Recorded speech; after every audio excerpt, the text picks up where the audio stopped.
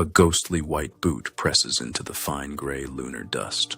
The silence of the void is absolute, broken only by Neil's ragged breath inside the cramped helmet visor.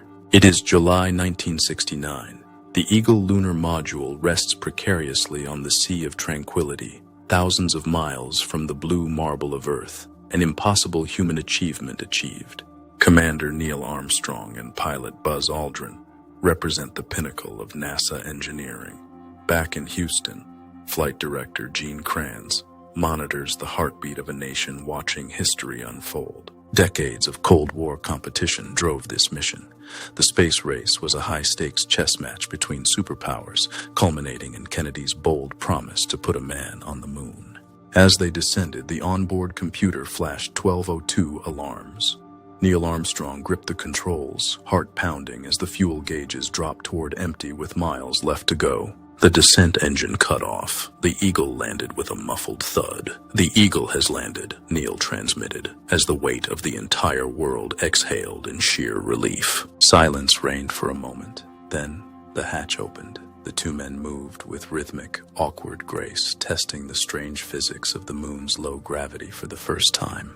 Outside, the landscape was a monochrome desert of desolation.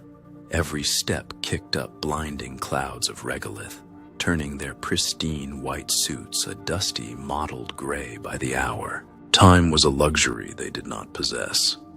They had to prioritize, collect surface samples, deploy the seismic experiments, and plant the American flag before their oxygen supplies reached critical.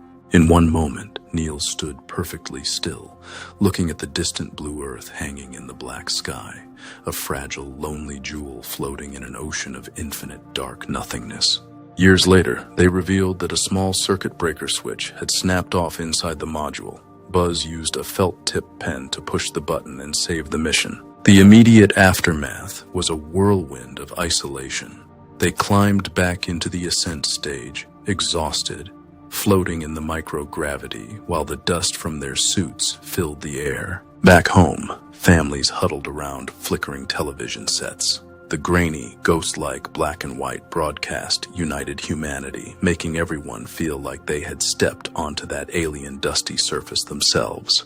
The ascent engine fired. It was their only hope for a return. If the fuel didn't ignite, they would be forever trapped as monuments to humanity's greatest failed ambition. They reunited with Michael Collins in the command module, the unsung hero who orbited in solitary silence, waiting for his partners to return from the abyss of the lunar surface. The re-entry into Earth's atmosphere was a violent, flaming descent. The heat shield glowed bright orange as the capsule screamed through the sky, destined for the dark Pacific Ocean. Splashing down, they were greeted not just by the Navy, but by a world transformed. They spent days in quarantine, staring through glass at a changed human landscape. Apollo 11 changed everything.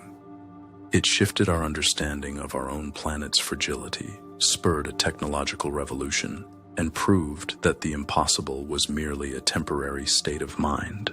The legacy remains. We left behind tracks that will stay on the moon for millions of years, a testament that humans once stood there and looked back at our home. We touched the sky, but the stars still call.